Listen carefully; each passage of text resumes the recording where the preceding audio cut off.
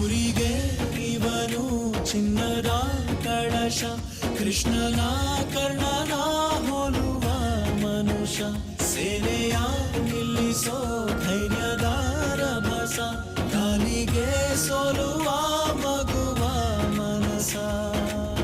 ಹರಿ ಹರಿ ಹರಿ ಮುಗಿಲೆತ್ತರ ಹರಿ ಶಿವನತ್ತಿರ ಮೆರೆಯುವ ನಂದಿ ನಂದಿ. ಢಮ ಢಮರುಗ ಬೆಚ್ಚಿಸುವ ಜಗ ಬೆಚ್ಚಿಸುವ ಪರಶಿವ ನಂದಿ ನಂದಿ.